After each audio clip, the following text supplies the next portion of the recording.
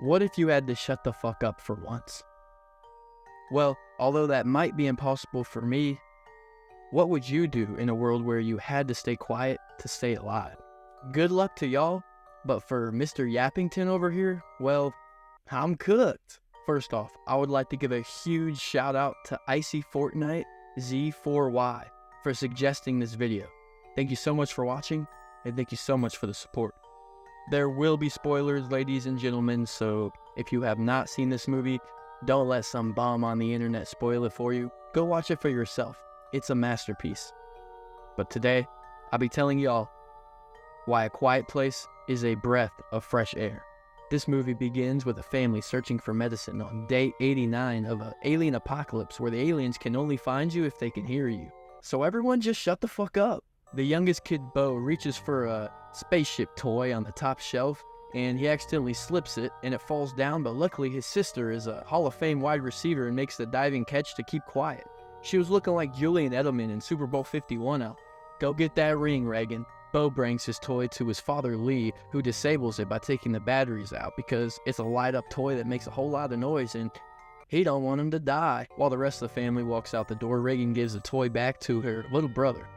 Hey, she's a great big sister, ain't she? Once they reach a bridge, they start to hear strange noises and look back to see Bo has put the batteries back in his toy and is making hella noise.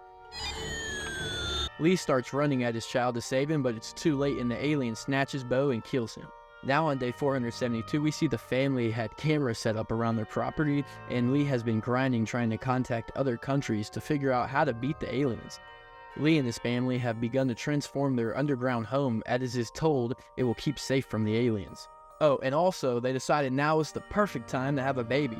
You just couldn't keep that dick in your pants, could you, Lee? We see how the family operates on a day-to-day basis in these apocalyptic times, from the kids being homeschooled by their mom, Evelyn, and her making food in the floorboards. Oh, also they play quiet Monopoly, but I swear it's a rule that you have to cuss someone out at least one time during a game of Monopoly. While playing, they knock over a lantern, and Lee puts out the fire, but he hears a noise outside. But it's all good, it's just a raccoon. Hopefully it's able to stay safe. Well, Lee is working on learning about the human ear so he can build a working hearing aid for his deaf daughter, Reagan. But hey, we already know this guy's horny, so he had to stop for a quick makeout break with his wife. Wait, that's not Pam. Back up off him, lady. The next day, Reagan tries to go into Lee's office when they get into a little scuffle about all this hearing aid stuff, and when she tries on the new one, it doesn't work just like the old ones made before it. Later, Reagan wants to go with Lee on the supply run, but he says no and brings Marcus instead, who does not want to go. They go to a river for food when Lee tells Marcus that they can make a little noise as long as there's something louder to cover it up. I mean, I thought that was common sense. I've been doing the old cough and fart method for years now. Also here, we finally hear some dialogue. See what I did there? Not funny, right? I know. At the river, Marcus tells Lee that if he still loves Reagan and doesn't blame her for Bo's death, then he should tell her. While Lee and Marcus are at the river, we see Lee's wife, Evelyn, crying in Bo's old room, and Reagan sneaks off to put his toy at his grave. And these scenes here really show us how Bo's death is still affecting the family even after over a year later. On the way back from the river, Lee and Marcus run into an old man standing over a dead woman. Lee tells him to hush before he starts to scream, and Lee and Marcus get the fuck out of there before the aliens come and kill the man on what the audience assumes was a suicide attempt.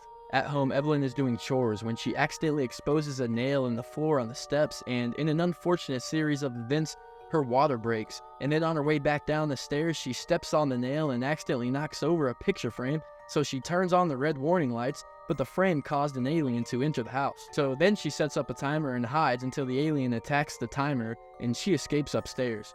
Lee and Marcus come home seeing the red lights, so they freak out, and Lee sends Marcus to set off a fireworks so he can go into the house and save their mom, who is giving birth in a bathtub with an alien creeping up behind her. Lee makes it inside with a shotgun and follows bloody footsteps to the bathroom where he sees a spooky horror hand in the shower. But it's okay, it's just his wife and newborn baby. They take the baby to their little newborn shelter where it starts crying as babies do, so they bury it alive. No, not really. It's just a secure box for the baby to cry in without being heard. This space is so secure from noise that they can talk in it, and here Evelyn tells Lee to go get their other kids. When Lee pops out of the floor, there is water everywhere from a broken pipe, but he walks right past it. We cut back to Reagan, where she is being approached by an alien before they hear a screeching sound, and it is her new earpiece her dad made for her.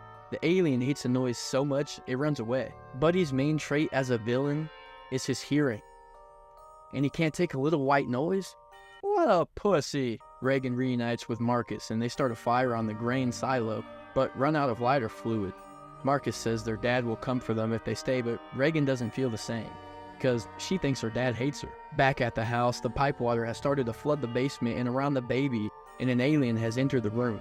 Evelyn grabs her baby and stands behind the homemade waterfall from the flood, while the alien tries to hear through the water by doing some twisty, crunchy movement shit. Back at the top of the silo, the kids are arguing about whether their father will come back for them or not, and whether they should stay or leave, when Marcus falls through the silo into the grain down below. The fall made some noise, so the alien leaves the basement and heads towards the silo, running right past Lee.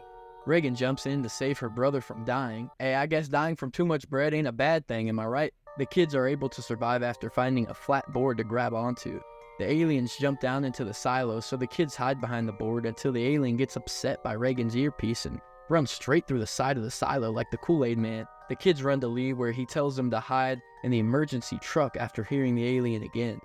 Lee grabs an axe and tries to fight the alien, but it throws him aside and attacks his kids after Marcus tried to yell out for his dad. Reagan takes out her earpiece because it was too much for her, so now the kids are not protected, and that forces their dad to scream as a last resort to sacrifice himself to save the kids. The kids roll the truck back home where their mother is waiting for them and takes them down to the basement. Reagan sees how hard her father has been working on the earpiece for her. Shouldn't have took that thing out, Reagan. Just saying. Marcus watches the baby while Evelyn grabs a shotgun because there's an alien coming down the stairs. Reagan realizes what her earpiece does and turns it on, and while the alien is struggling, she gets the idea to put it up to the speaker, which causes the alien's head to pry open, allowing Evelyn to get off a clean headshot on the alien and kill it. The movie ends with Reagan turning up the radio and Evelyn cocking the shotgun as we see the other two aliens running towards their home. So first off, I usually mention the acting, but guys, do I really need to say anything? Here we got John Krasinski and Emily Blunt in the same movie as husband and wife. And if you didn't know already, they're husband and wife in real life. Oh, the chemistry. No, really, the choice to have these two as husband and wife in this movie is the correct one.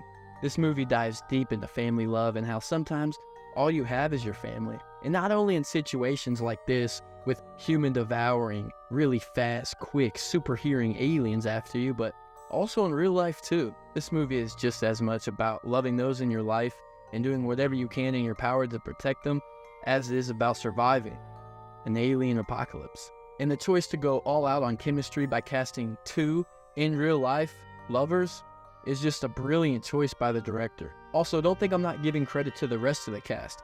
They did a wonderful job. Obviously, Bo didn't get that big of a part when they killed him off 5 minutes in, but Millicent Simmons and Noah Jupe are spectacular young actors with an amazing career ahead of them. Also, Millicent Simmons is actually deaf in real life, which is just another credit to the director for putting in that hard work to find just such an amazing way to show reality in the film and to go find an actor that knows exactly how to play the role they're looking for. This movie brings such a unique concept, not only to the apocalyptic subgenre, but to horror as a whole.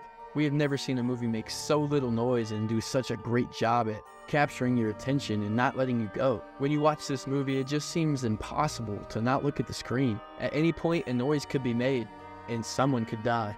The suspense created from the silent atmosphere is just so creepy. It made me want to be quiet myself. But after the movie ended, it was back to Yap City, but I bet the neighbors enjoyed that hour and 30 minutes of quietness. After all these movies coming out year after year and succeeding and inspiring others to follow in its footsteps, horror can seem repetitive, and we just need a fresh breath of air to open our minds again. And this movie does just that. I'm not saying horror ever gets boring by any means. I'll watch 420 Massacre on repeat over and over again if that's the only choice I got, but sometimes it's nice to see a new idea. Just how Halloween blew up the slasher subgenre of horror in the 80s, and that inspired Friday the 13th, and Nightmare on Elm Street, and Sleepaway Camp, and many more. It doesn't mean that we hate those movies that were inspired and came after it. even if they admitted to ripping it off a little bit. I had thought of this title some time ago called Friday the 13th. And I said to myself, if I had a film called Friday the 13th, I could sell that. And Sean called me up and said, Halloween is making incredible money at the box office, let's rip it off. That is keeping it real. But we love those movies, and some of them even end up being horror icons. And some people actually would say Friday the 13th is more iconic and more popular than Halloween.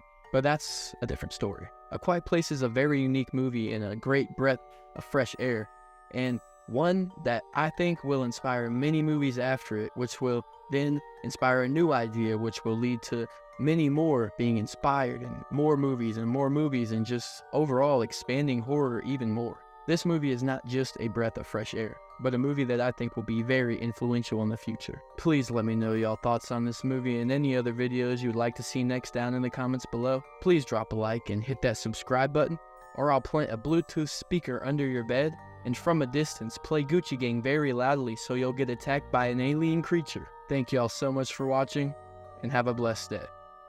Peace.